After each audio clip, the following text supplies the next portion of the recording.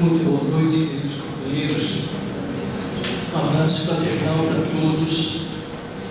Eu pedido a Jesus que a sua paz continue conosco nessa reflexão que nós nos propomos a fazer nessa noite de hoje. Nós vamos falar sobre o Cristo Consolador.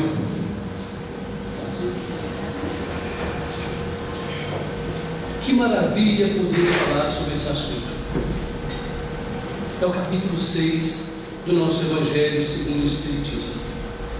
Então, por favor, depois em suas casas, em seus trabalhos, onde quer que estejam, peguem o Evangelho segundo o Espiritismo e deem uma lida no capítulo 6, que é exatamente o que nós vamos falar aqui, nessa noite de hoje. Obrigado por terem vindo, por terem enfrentado o frio e outras adversidades e estarem aqui conosco nessa noite para conversarmos um pouco. Eu queria só dizer que o Cristo sempre foi e é o nosso Consolador. Ele continua sendo o que sempre foi para nós, o nosso Consolador. E como a gente pensa numa pessoa que consola, o que vem à mente? O que é consolar? O que é uma pessoa que é consoladora? Uma pessoa que consola as outras faz exatamente o quê? Nós estamos dizendo aqui que Jesus, o Cristo, é o nosso Consolador. O que faz uma pessoa consoladora? É óbvio que consola, mas vamos traduzir um pouquinho para ficar mais fácil para nós sobre consolo. Quem consola alivia a dor, alivia as aflições. E que mais? Dá paz, dá um pouco de paz, dá um lenitivo.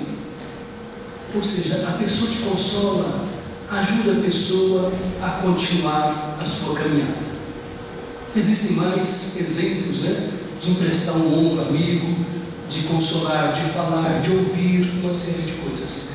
Então, o nosso Cristo Consolador, nós vamos falar um pouco sobre ele. É uma responsabilidade muito grande falar sobre qualquer assunto espírita, principalmente falar sobre Cristo, falar sobre o Mestre Jesus. Primeira coisa, logo no início do nosso capítulo 6 do Evangelho, existem algumas promessas de Cristo. Nós temos uns jargões, a gente costuma dizer que ninguém é obrigado a prometer, mas cumprir é. Então, o Cristo prometeu, ele vai ter que cumprir. Será que vai ter que cumprir? Ou será que ele já está cumprindo há muito tempo as suas promessas? Vamos analisar quais foram então essas promessas que eu estou aqui dizendo que ele vai ter que cumprir. Cara desaforado eu, dizendo que o Cristo vai ter que cumprir, mas ele já está cumprindo. Vamos ver quais são essas promessas. Primeiro ele diz: vinde a mim. Olha que coisa profunda. Vinde até mim, vinde até onde eu estou, vinde ao encontro dos meus ensinamentos. Se nós fizermos isso, o que vai acontecer? E nós todos que estamos em sofrimento, quem é que não está hoje em dia em sofrimento? Quem é que não tem dificuldades nessa vida que nós estamos levando tumultuada? Uma vida materialista, que nós somos obrigados, talvez, a fazermos uma série de coisas. Então, vinde a mim, vós todos que estáis o quê? Em sofrimento, vós todos que estáis carregados, vós todos que estão sentindo oprimidos, sob o peso dos compromissos, das responsabilidades do mundo atual. Então, vinde a mim. E se nós fizermos isso, o que vai acontecer? Nós que sofremos, nós que estamos sobrecarregados, ele fala o quê? E eu vos aliviarei. Eu acho que nós poderíamos parar por aqui, se entendermos claramente esse primeiro slide, esse comecinho do Evangelho, do capítulo 6 do Evangelho. Se nós entendermos isso, basta. Vinde a mim todos que estáis sobrecarregados, todos que estáis em sofrimentos, e eu vos darei o alívio, o conforto. conforto. Olha que maravilha, que promessa fantástica. Se formos até Ele, Ele vai nos dar o que nós precisamos para fazer uma contrapartida a essa vida que estamos levando hoje em dia, cheia de loucuras, de correria, de compromissos, mas que tem melhorado. As luzes estão aumentando um pouco mais. Eu vos enviarei e acharei repouso para vossas almas. Olha que delícia! Além de ser aliviado das minhas dificuldades, a minha alma vai encontrar um repouso nele, no Cristo. O grande problema, companheiros, meus irmãos, é que nós buscamos repouso não para o espírito, nós buscamos repouso para a alma, nós estamos buscando repouso para o nosso corpo mesmo, só. Nada contra buscarmos repouso para o nosso corpo, vida melhor, trabalhamos, temos direito a ter as coisas que nós almejamos e sonhamos, mas não esqueçamos de buscar repouso para a nossa alma. O que vale é isso? Nós somos o nosso espírito, nós temos um corpo apenas, mas nós, imortais que somos o espírito. E continua: pode vir até mim que eu vou aliviar vocês, vou conceder repouso, e o meu jugo é suave e o meu fardo é leve. Olha, não é difícil vir até mim, não é difícil viver sobre os meus ensinamentos, não é difícil. O meu jugo é tranquilo, ele é leve, dá para as pessoas seguirem. O meu fardo também não é pesado. Ele mesmo disse: vinde a mim, porque não é tão difícil vir até mim. E a cada vez que passa nós sentimos isso, que é mais difícil ficar sem ir até Ele, e que é muito mais fácil irmos até Jesus e até os seus ensinamentos. Olha que coisa maravilhosa, que coisa fantástica. Então, esse repouso, esse descanso, esse alívio que Ele nos propõe é muito bom, é coisa fantástica. Eu, no final, quero contar uma historiazinha, só para vocês ficarem com vontade aí no fundo, viu? Eu vou contar uma história no final, tá? Então, enquanto eu não contar a história, vocês não vão embora. Uma história que tem a ver conosco, sobre essas promessas, sobre o Cristo e sobre uma série de coisas. Continuando, vinde a mim, Jesus disse: todos os sofrimentos, nós vimos no slide anterior, todos que andais em sofrimento. Quais são esses sofrimentos? Então, todos os sofrimentos, quais são eles? As misérias, que mais? As decepções.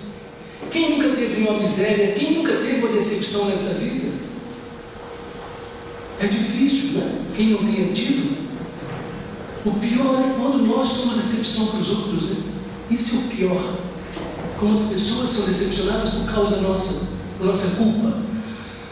Misérias, decepções, perdas. Quem não perdeu alguma coisa? Quem não perdeu um ente querido? Todos nós já perdemos alguém. Todos nós já perdemos alguma coisa. Então, diante de todos esses sofrimentos, misérias, decepções, perdas, né, nós vamos encontrar consolação, na fé no futuro. Em todos os sofrimentos, nós vamos encontrar essa consolação na fé no futuro, na confiança na justiça de Deus, que o Cristo veio nos ensinar. Então Ele veio nos ensinar o quê? Que se nós acreditarmos naquilo que Ele está ensinando, nós vamos ter consolo dos sofrimentos, de todos os tipos, né? Então, decepções, misérias, perdas e tudo mais que a gente pode encontrar para a vida. E Ele veio nos ensinar como ter consolo apesar dessas coisas.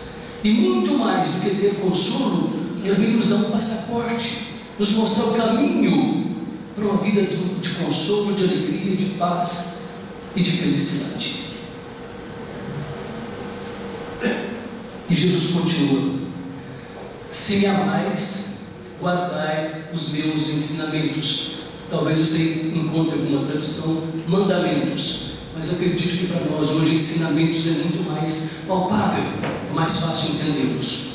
Então, se me amais, guardai os meus mandamentos, os meus ensinamentos. Por quê? Se nós fizermos isso, em contrapartida, Ele vai rogar ao Pai para fazer o quê? Para dar outro Consolador, além dele. Olha, Jesus já sabia desde aquela época, há mais de 2000 anos, que nós precisaríamos de um Consolador presente, mais junto de nós, com mais tempo ao nosso lado, além dele. É o Consolador prometido. Então, Ele dará, meu Pai dará outro Consolador para que fique eternamente convosco. E esse Consolador é o Espírito de verdade, a quem o mundo, isso falado há mais de 2000 anos, a quem o mundo não pode receber hoje. Chodoride falava isso há 2000 anos. Por quê? Porque não o vê e nem o conhece, e não está preparado. Há 2000 anos não estávamos preparados. Hoje em dia é difícil de entender que nós somos, hein? Que esse povo que não estava entendendo há 2000 anos, somos nós também. A maioria de nós estávamos lá, ou até anterior a isso, né? Então não estávamos prontos, preparados para aquela época. Hoje nós já estamos mais preparados. Hoje estamos em condições de entender. E é por isso que o Consolador prometido chegou. Mas vós, isso está sendo escrito para nós há 150 anos para cá, 150 e poucos anos, mas vós o conhecereis. Por quê? Porque Ele ficará convosco e estará em vós. Chodoride já disse aqui no início que o Consolador é o Espiritismo que veio para ficar entre nós. É a promessa de Cristo Jesus. O Consolador é quem meu Pai vai enviar em meu nome, vos ensinará todas as coisas e vos fará lembrar de quê? De tudo que eu tenho ensinado, de tudo que eu tenho dito. Aí nós ficamos pensando, será que de fato a doutrina espírita tem feito isso? A doutrina dos espíritos tem feito isso? Será que ela tem ensinado coisas, todas as coisas, e estamos fazendo lembrar dos ensinamentos de Jesus? Aqui nessa noite nós estamos lembrando dos ensinamentos que Jesus fez. Nós estamos relembrando aquilo que Ele disse há muitos e muitos séculos. Então as coisas estão sendo ditas, estão sendo mostradas. Nós não podemos mais ignorar as verdades. Não podemos mais ficar pensando que nós não podemos, não temos condições, não temos alcance. Nós somos considerados trabalhadores da última hora. Se é a última hora, o que vai acontecer depois da última hora? Somos os trabalhadores da última hora. E já trabalhamos há muitas horas anteriormente, mas atualmente nós somos os trabalhadores da última hora. Não podemos esmorecer, não podemos abandonar o nosso trabalho. Olha, gente, percebam que nós colocamos em todos os slides essa figura, que essa é a figura do Consolador. Imagina se Jesus, esse Cristo, né, segurando o teu rosto, te amparando, te dando força, te dando condições de continuar, de levantar, se por acaso algum dia você cair. Olha que coisa linda. Então, ele continua dizendo, ele promete um Consolador que é o Espírito de verdade. E o Espiritismo vem no tempo previsto, não foi antes e depois, realizar essa promessa de Cristo. E o Espírito de verdade é que preside, é o responsável pelo estabelecimento do Espiritismo. Ou seja, a doutrina dos Espíritos não é do Kardec, não é de Kardec, não é do Chico, não é do Divaldo, não é de ninguém de nós. É o Espírito de verdade mandado pelo Pai, que fez dessas pessoas instrumentos para que fosse estabelecido na terra o Espiritismo, que é o Consolador para todos nós. E na verdade, todas as nossas dúvidas, todos os nossos anseios, todas as nossas aflições, temos respostas dentro da doutrina espírita. Basta estudar um pouquinho e procurar, que nós encontramos tudo, sem exceção, que nos aflige ou que nos dá algum temor, algum receio. Não existe nada que fique escondido. Há 2000 anos atrás, sim. Hoje não mais. Hoje nós não podemos mais viver às escondidas. Hoje não mais podemos viver dizendo que não sabemos das coisas. E quanto mais soubermos, mais a nossa responsabilidade aumenta. Sabemos e temos que saber mais. E quanto mais soubermos, mais responsáveis nós seremos. Então, o Espiritismo é esse Espírito de verdade, de de verdade e que vem nos consolar nesse momento dos trabalhadores da última hora. O Espírito de verdade, ele se dirigiu a nós em vários momentos. De acordo com o Evangelho, capítulo 6, em 3 momentos interessantes ele se dirige a nós dizendo algumas coisas, algumas mensagens. A primeira foi em Paris, em 1860, que o Espírito de verdade disse: olha, eu venho como antigamente entre os filhos perdidos de Israel, trazer a verdade por fim às trevas.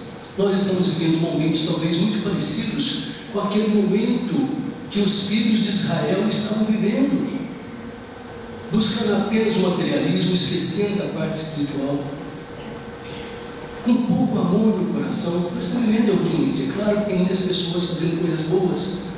Nós já dissemos aqui aquela frase do Sai Baba, aquele ensinamento do Sai Baba: não é que o mal esteja maior que o bem, é porque nós estamos acendendo uma luz que está clareando muito mais.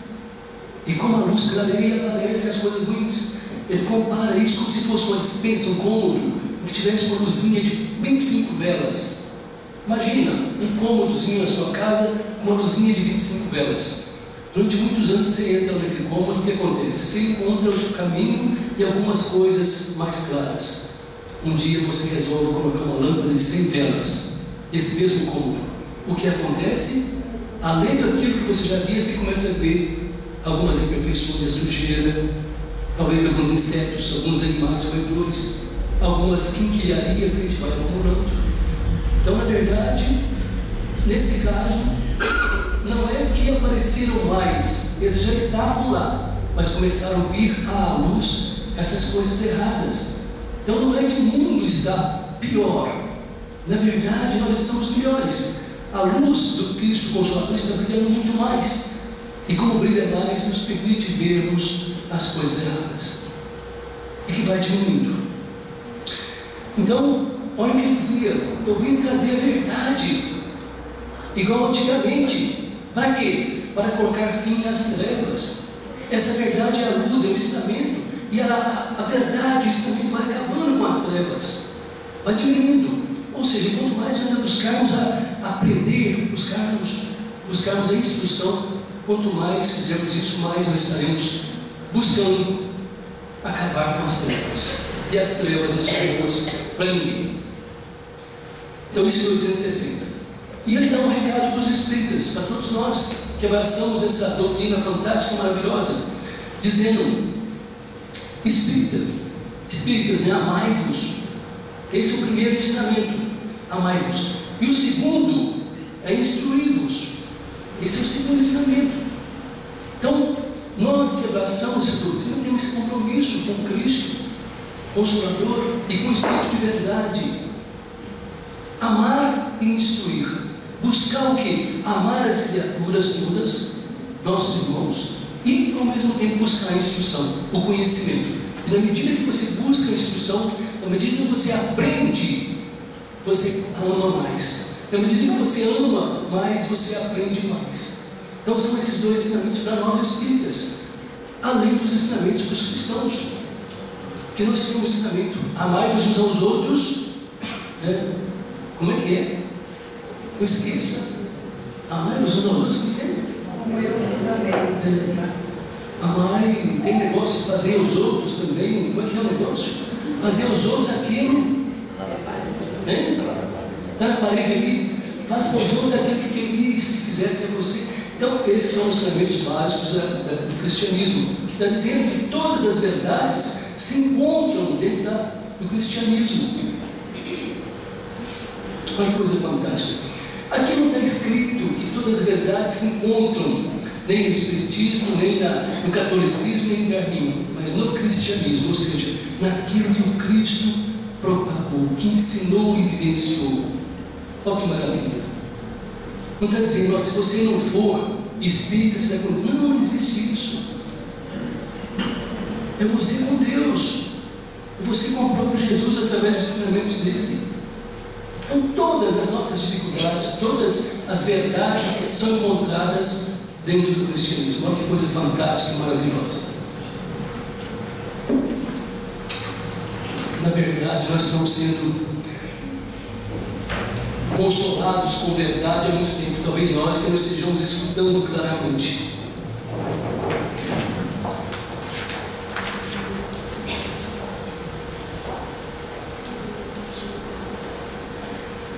Novamente o Espírito de verdade se manifesta em 1861 em Paris, mais ou menos um ano depois, e diz: eu venho ensinar e consolar aos pobres e deserdados, que somos todos nós, pobres e deserdados.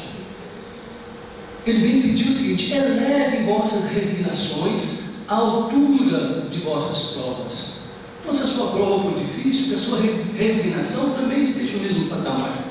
Se a sua prova for mais light, mais tranquila, menor, pode ser uma resignação na altura daquela sua prova. Ou seja, de acordo com as provas, devemos ter a nossa resignação, aceitação. Olha que coisa fantástica, o divino jardineiro, né? Olha como Jesus se compara a tantas coisas maravilhosas, né? Eu sou o caminho, a verdade, a vida. Ele nunca diz eu sou o rei, né? Ele não fala eu sou o rei, eu sou o todo-poderoso. Ele diz eu sou o divino jardineiro, que é uma coisa tão simples como um jardineiro, que é uma coisa fantástica, maravilhosa. Então ele se diz o divino jardineiro, e que cultiva as nossas almas no silêncio dos nossos pensamentos. Ou seja, mesmo no silêncio dos nossos pensamentos, o próprio Cristo, que é o nosso querido jardineiro, o divino jardineiro, está cultivando os nossos pensamentos, fazendo com que floresçam os bons pensamentos e vão diminuindo os maus pensamentos, né? Instruí-vos na preciosa doutrina espírita. Que coisa fantástica! Preciosa doutrina espírita, que é o Consolador, que acaba com o erro das vossas revoltas e vos ensina o objetivo sublime da aprovação humana. Olha que coisa fantástica! A doutrina espírita, segundo o Espírito de verdade, nos propõe duas coisas. A primeira é acabar com o erro de quê? Da revolta. Quantos de nós ainda ficamos revoltados com algumas provações que nós precisamos? Então a doutrina espírita vem nos ajudar a entender, a acabar com essa revolta. E por outro lado, aprender o objetivo que tem a aprovação humana. Olha que coisa fantástica! Isso aí então veio o Espírito de verdade dizer para nós, em 1861 em Paris, que ele também, o divino jardineiro, estará nos ajudando, para que nós, através da doutrina espírita, consigamos acabar com esse erro e entender claramente qual é o objetivo.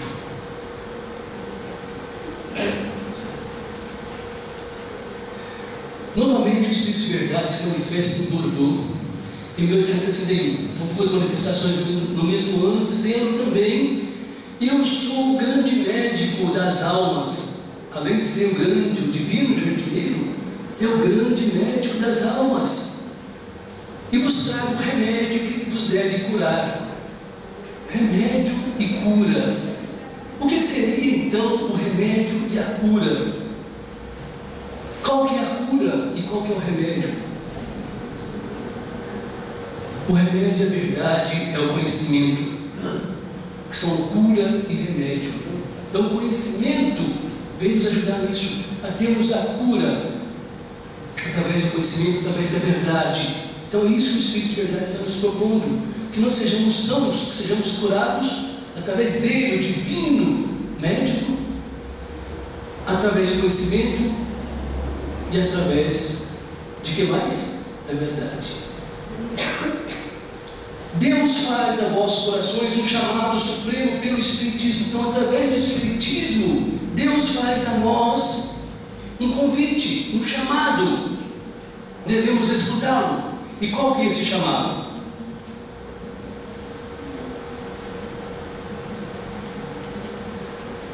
Que a impiedade, a mentira, o erro e a incredulidade sejam eliminados de vossas almas já doloridas.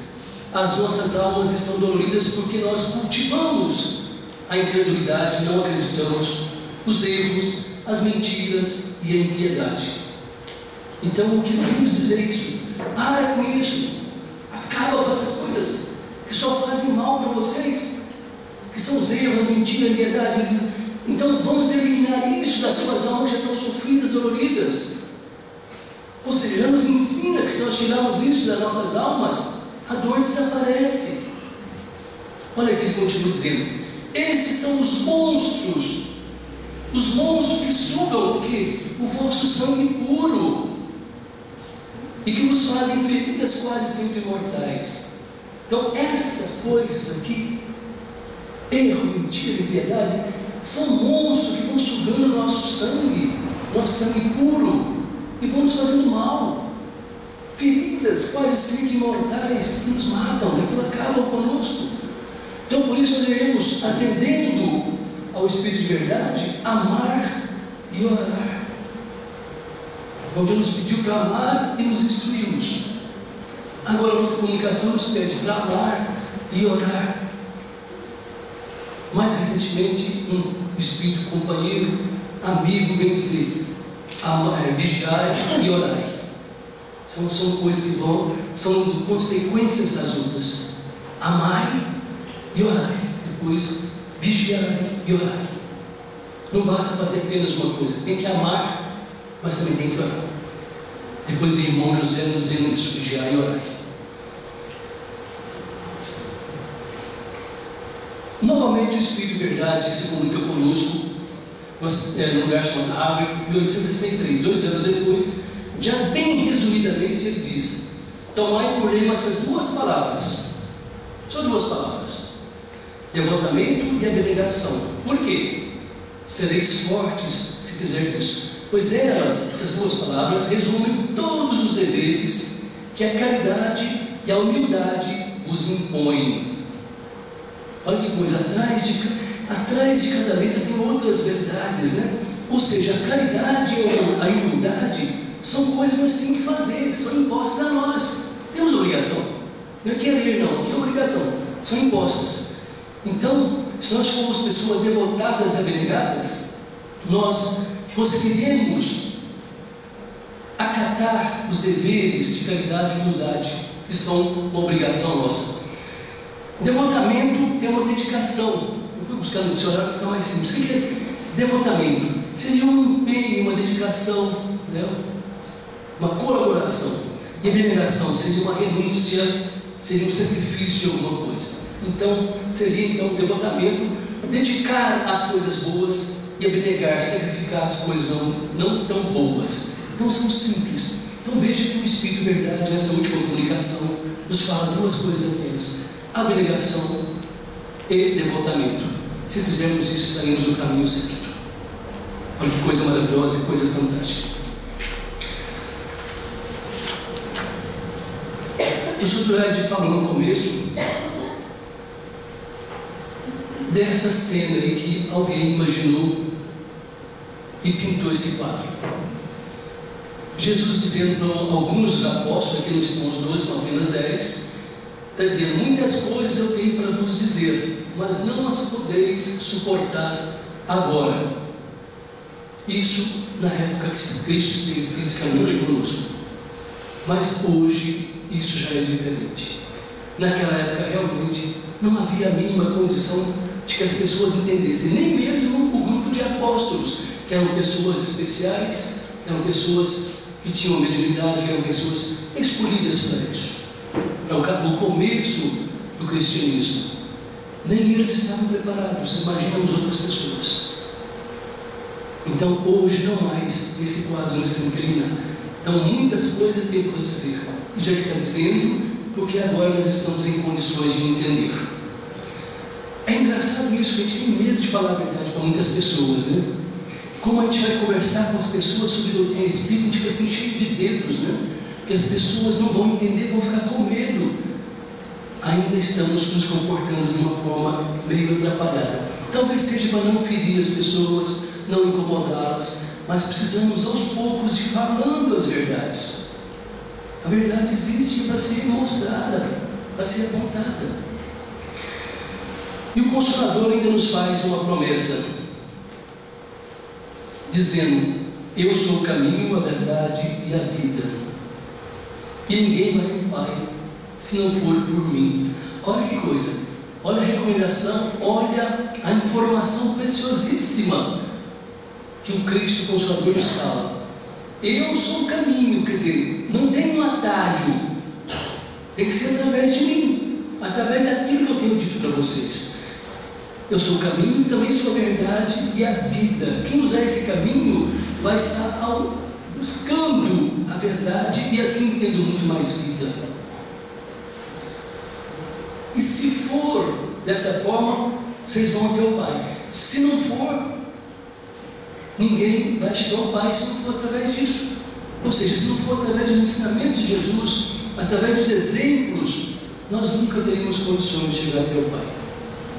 Então tem que ser através de tudo isso que Ele vem nos falando há tantos séculos e que o Espírito de verdade vem repetir agora, mais recentemente, através da doutrina espírita. Ou seja, nós temos que nos amar e nos instruir, é ler um pouco mais, é buscar. Nós temos que ler o Evangelho, temos que ter sempre a nossa cabeceira da cama, na nossa mesa de escritório, um exemplar do Evangelho, do livro dos Espíritos. As respostas estão todas lá. Quando nós aprimoramos um pouco mais, tem que ter o livro dos médiuns. E assim vamos caminhando. Não dá para a gente ficar apenas satisfeito em conversar, vir aqui durante 30 minutos a gente trocar uma ideia. É muito pouco. É muito pouco. Nós temos que buscar mais. Amar as pessoas, amando a nós também, e buscar a instrução. Eu disse que eu ia contar uma história. Eu fico com medo do pessoal lá ficar aborrecido comigo. Eu vou contar uma história muito gostosinha. Eu busquei essa inspiração no Momento Espírita, que é uma divulgação da Federação Espírita do Paraná, Momento Espírita. Então, eu busquei essa inspiração no e-mail que eu sempre recebo deles. Ela dizia o seguinte, que havia uma cidade que tinha um clube. Toda cidade tem um clube, grande, pequeno, feio, bonito, toda cidade tem seu clube. E nesse clube tinha um grupo de mulheres que se reuniam todas as tardes com chá. E o assunto normalmente caminhava para falar mal dos maridos, para criticar os maridos. Que coisa, né? É só ficção, isso não acontece de verdade, não. Porque sabe o que acontecia? Os maridos delas eram cheios de mania. Principalmente eu ficando mais velho, ficando cheio de mania, né? Tiravam a liberdade delas, né? Não gostavam das coisas que elas gostavam, não gostavam de ir ao shopping com elas, não gostavam de assistir novela junto com elas. Esses maridos são terríveis, né? Ou seja, quase todos os dias nessas conversas, a conclusão que chegava é assim, que a vida delas seria muito melhor sem os próprios maridos. Eles só atrapalhavam. Por outro lado, os maridos também se reuniam em outra parte do clube e começavam a falar mal das mulheres. Falavam que para ter tantos sapatos que só tem 2 pés, né? Para gastar tanto dinheiro com compras, por que, sei lá, tantas coisas, né? Por que demorar tanto para se aprontar, para sair, né? Ou seja, as pessoas não são felizes umas com as outras. Que coisa difícil, né? Se cada um vivesse mais intensamente a sua vida, respeitando as pessoas, seria muito melhor. Bom, esse é um clima que tinha no clube da cidade. Mas também nessa cidade tinha uma mulher que chamava Raquel. E era uma mulher que frequentava esse clube, mas era uma mulher muito feliz. Sempre que ela passava nos lugares, ela irradiava, transpirava alegria e felicidade. Ela era de fato uma pessoa feliz e alegre. Então aquele grupo de mulheres, e ela não fazia parte desse grupo, aquele grupo de mulheres comentou, uma pessoa falou, olha, eu tenho inveja da tal de Raquel, como ela é feliz, como é que pode uma pessoa ser tão feliz e nós não somos? Que coisa horrorosa. Deve ter um segredo, né? Eu quero descobrir ainda qual que é o segredo dessa mulher que tal de Raquel de ser tão feliz. Tem que ter uma coisa. E num dia lá, né, numa oportunidade, elas conseguiram chegar para Raquel e perguntar para ela qual que era a razão e o segredo de tamanha felicidade que ela estava sempre ostentando, né? E a Raquel então respondeu para elas prontamente: devo tudo isso a meu marido. a minha alegria, a minha felicidade eu devo ao meu marido. Estragou tudo, né? Como assim? Perguntaram as mulheres. Como assim? Você é diferente de nós todas, né? Por acaso ele acompanha você nas suas compras, ele vai onde você vai, ele te incentiva a fazer as coisas. Então continuaram perguntando, ele te participa da sua vida, né? Como é que ele é? Você sempre feliz com o seu marido, né? Então continuaram fazendo um monte de perguntas e assim, uma pontinhazinha de inveja, né? Mas também duvidando daquela mulher, né? Como é que ela poderia ser assim, tão feliz com o marido dela, né? Que coisa horrorosa, né? Para elas, né? Mas a Raquel respondeu: o meu marido, a quem eu devo tudo, já morreu. Aí aquelas amigas, em silêncio, pensaram: então é isso, né? Devia ser um carrasco, uma pessoa difícil demais. Morreu, agora está sentindo bem, está feliz, está em liberdade. Ai, que alívio, né? Só que a Raquel continuou: nós vivemos juntos durante 20 anos. E esse homem me ensinou a amar. Quando nos conhecemos, quando nós nos casamos, eu era uma mocinha muito boba, muito tola, cheia de falsas vaidades, né? Sempre pensando só em coisas materiais. Vivia um mundo irreal. E ele era uma pessoa muito prática e extremamente sensível. Ele era amante da poesia. Ensinou-me a amar os versos e a descobrir a beleza das rimas. Nas horas de folga, ele era um jardineiro e me ensinou a amar a terra, as flores, a semear e a esperar o crescimento e a floração das plantas. Ele gostava de boa música. Com ele eu aprendi a ir ao teatro, assistir concertos de músicas clássicas, e também com ele eu aprendi a assistir shows de músicas populares. Ele me ensinou a amar a vida e nela descobrir os seus verdadeiros valores. Deu-me a conhecer o verdadeiro sentido da amizade e a valorizar as manifestações de carinho das pessoas. Ele me ensinou a amar a natureza, a bendizer o sol, a bendizer a chuva, a não reclamar nem do frio e nem do calor excessivo. Ele me fez ver em tudo, a providência de Deus a nos abençoar. Por isso, quando ele se foi, e eu pensei em me entregar no desespero, à tristeza, eu recordei-me de cada ano, em cada momento que nós vivemos juntos, e de todas as lições que ele me passou. E assim, em memória dele, jamais eu posso deixar de ser feliz e transmitir felicidade às pessoas. Aqui encerra essa historiazinha singela, simples. Vejo aqui 2 ensinamentos para a nossa vida. O primeiro é para aquelas pessoas que tenham perdido algum ente querido. E todos nós já perdemos algum ente querido. Ao invés de ficarmos na tristeza, porque a gente sabe que dói muito. Mas vamos pensar nas coisas maravilhosas que esse ente querido nos deixou, nos ensinou, que viveu. E em memória dessa pessoa que tenha partido, vamos ser mais felizes, vamos lembrar dos seus ensinamentos, da sua vida, dos seus exemplos. Essa é uma coisa que é maravilhosa, que vale a pena, que é o exemplo que a Raquel nos deixou. Uma outra coisa que eu queria, o segundo ensinamento, pensar o seguinte: se uma pessoa, diante de ensinamentos de um companheiro ou companheira, teve essa atitude como a Raquel, de ser feliz em memória dele, e o Cristo, que nos ensinou tantas coisas, que vivenciou tantas coisas por nós, que tal, sem memória dele, nós podermos ser pessoas mais felizes?